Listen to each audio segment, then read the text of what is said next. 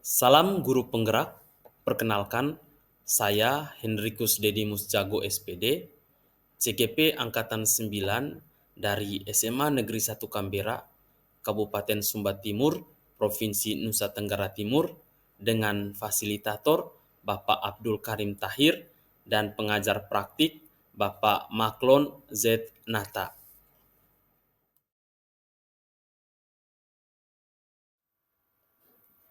Pada kesempatan kali ini, saya akan menyampaikan demonstrasi kontekstual modul 2.3.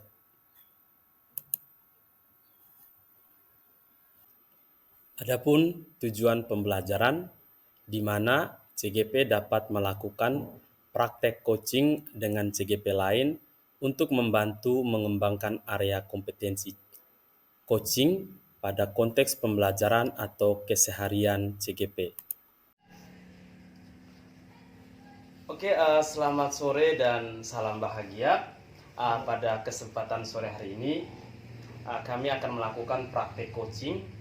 Di sini saya Pak Hendrik sebagai pengamat, kemudian Ibu Yansen sebagai coach dan Pak Fahrudin sebagai coachnya. Di sini ada beberapa tahap. Yang pertama pra-supervisi, supervisi, dan yang terakhir itu adalah pasca supervisi. Di sini kompetensi yang ingin kita capai, yang pertama itu ada present, kemudian mendengarkan aktif dan mengajukan pertanyaan berbobot dengan menggunakan alur tirta. Ya, dimulai dengan tujuan, kemudian ada identifikasi, kemudian ada rencana aksi, dan yang terakhir itu adalah tanggung jawab. Oke, sebelumnya selamat sore Ibu Yansen. Selamat sore Pak Dedi. Bagaimana kabar Ibu di sore hari ini? Luar biasa baik Pak. Baik ya Bu. Ya. Oke Ibu. Begini Bu, mungkin kompetensi apa yang akan Ibu kembangkan pada kegiatan coaching hari ini? Kompetensi yang ingin saya kembangkan yang pertama berkaitan dengan presence, karena ketika kita mau melakukan coaching, perhatian kita harus betul-betul penuh di situ. Kemudian yang kedua, kita juga harus aktif mendengar. Artinya ketika coach kita berbicara, menceritakan masalah atau kendalanya, kita harus senantiasa aktif mendengar. Kita tidak boleh langsung potong-potong pembicaraannya gitu ya. Kemudian yang ketiga, kita juga harus pandai memberikan pertanyaan-pertanyaan yang berbobot sehingga coach kita bisa merespon dengan baik dan menemukan solusi-solusi yang diharapkan. Oke, luar biasa itu mulai kompetensi dari coaching ya. Kemudian Ibu, bagian mana yang secara spesifik yang perlu Ibu inginkan dari saya untuk saya amati Ibu? Yang saya harapkan dari pengamatan Bapak Supervisor di sini yaitu saya rindu sekali Bapak mengamati ketika saya mendengar secara aktif dan ketika saya mengajukan pertanyaan-pertanyaan berbobot. Oke, berarti ada dua kompetensi ya. Yang pertama itu mendengarkan secara aktif dan pertanyaan yang berbobot. Oke, saya akan usahakan untuk mengamati itu. Kemudian Ibu, apa harapan Ibu dari kegiatan ini, dari kegiatan yang ingin Ibu kembangkan ini? Yang saya harapkan dari hasil coaching sore hari ini, coach saya akan mendapatkan solusi atau langkah-langkah sehingga dia menemukan akar permasalahannya apa dan dia menemukan langkah-langkah dalam menyelesaikan persoalan-persoalan atau masalah yang dihadapi. Oke, terima kasih Ibu Yansen sudah melalui tahap awal. Oke, berikutnya kita lanjut ke tahap berikutnya. Terima kasih Pak. Selamat sore Pak Fahrudin. Selamat sore juga Ibu Yansen ya. Saya lihat Pak punya wajah ini kayak kurang ceria. Betul Ibu, ada persoalan jadi pikiran saya akhir-akhir ini Ibu. Ada persoalan dalam diri saya tentang proses pembelajaran saya di kelas. Makanya itu sudah menjadi saya mau bercerita atau berdiskusi dengan Ibu Yansenia gitu. Oke. Iya. Ya, boleh Mungkin boleh. ada waktu. Boleh Pak. Iya, Kebetulan saya ada waktu. Oke, Kita terima diskusi kasih ya sama-sama sore waktunya hari Ibu. ini, ya. Oke. Kira-kira masalah apa ya Pak? Iya, jadi masalahnya seperti ini Bu. Ketika saya dalam proses pembelajaran itu siswa masih banyak, ada beberapa siswa yang masih kurang aktif dalam proses pembelajarannya. Mereka kadang kalau dalam proses pembelajaran mereka kadang minta keluar, izin keluar, dan tidak tahu mau kemana. Sampai 2-3 kali mungkin mereka izinnya keluar begitu, sehingga saya pikirnya itu adalah sebuah masalah, mungkin seperti itu. Dari percakapan kali ini kira-kira apa yang Pak ingin dapatkan Iya. dari diskusi kita saat ini? Ya, harapannya saya sih ada solusi atau menjadi apa namanya, mendapatkan solusi permasalahan yang akan saya dapatkan nanti dari kesimpulan dari percakapan kita hari ini, Bu. Iya. Ya. Kira-kira ini apa yang maksudnya ketika Pak menghadapi masalah sekarang, kalau mau diukur persoalannya selevel apa tuh, kita targetkan dari level 1 sampai 10. Maksudnya supaya kita bisa Pak dapat solusinya gitu. Jadi kita harus mengukur levelnya gitu. Kira-kira posisi sekarang levelnya seperti apa? Iya, kalau saya perhatikan untuk melihat level berapa siswa saya sekarang, saya perhatikan mereka mungkin level 4 ya, kalau nggak salah ya, ya minimal mungkin level 4 Bu. Gitu. Iya.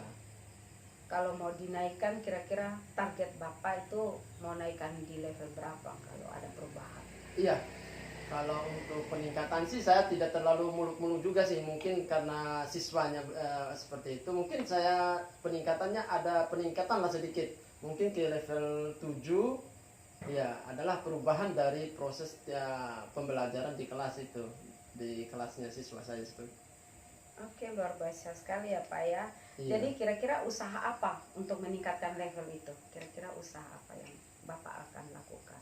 Iya, usaha mungkin yang akan saya lakukan ke depan, mungkin yang pertama saya coba mengidentifikasi minat belajar anak dulu. Ya. Mungkin menjadi persoalannya apakah minat belajarnya mereka seperti bagaimana, kemauan belajarnya mereka seperti bagaimana. Mungkin dari hal itu mungkin saya harus identifikasi dulu.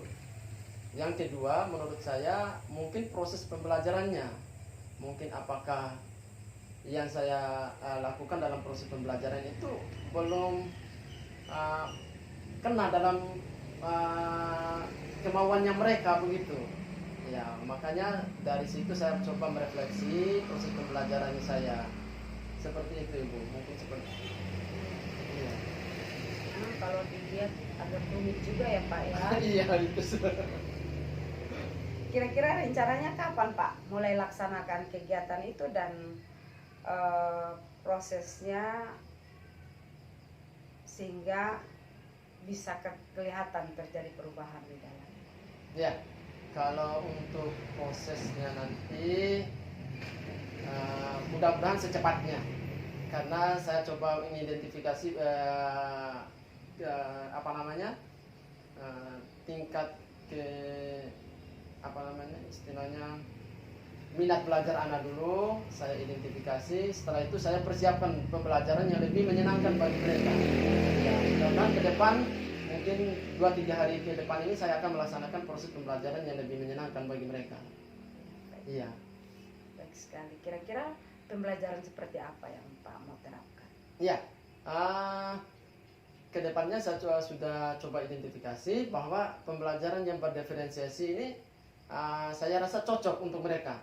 Iya, saya rasa cocok dengan menyediakan pembelajaran yang berpusat pada siswa, menyediakan media pembelajaran yang bervariatif, dan inovatif, menyediakan gambar dan video juga, menurut saya mungkin bisa membantu mereka untuk proses pembelajaran lebih aktif.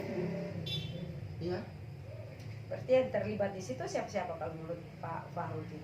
Iya. Terlibat di situ. Ya mungkin terlibat teman sejawat, saya rasa mungkin untuk proses perubahan, perbaikan refleksi pembelajaran saya.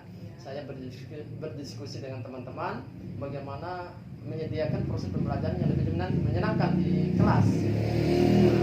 Selain itu, selain teman sejawat, mungkin nanti saya akan coba melakukan workshop mandiri untuk meningkatkan kompetensi saya dalam proses pembelajaran, baik itu secara di IHT atau PMN juga seperti itu bisa saya lakukan nanti ke depannya. Iya, betul. Luar biasa sekali, semangat ya Pak ya. Selalu Semoga semangat, sukses iya. ya. Betul. Iya. Oke, luar biasa. Berarti saya menunggu informasi lebih Siap, lanjut berkaitan siap. dengan Iya. proses perubahan yang ingin Pak lakukan. Iya. Selamat ya, Selamat. sukses ya. Siap, Luar Ibu. biasa. Oke, siap.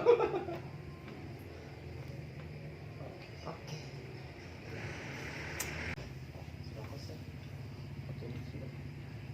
Oke, luar biasa Ibu. Kita kembali lagi di tahap terakhir dari kegiatan proses coaching kita. Di sini tahap terakhir adalah pasca supervisi.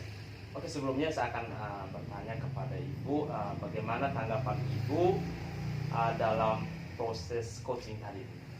Ya, terima kasih Pak Dedi. Tadi yang sudah saya terapkan yaitu berkaitan dengan alur tirta.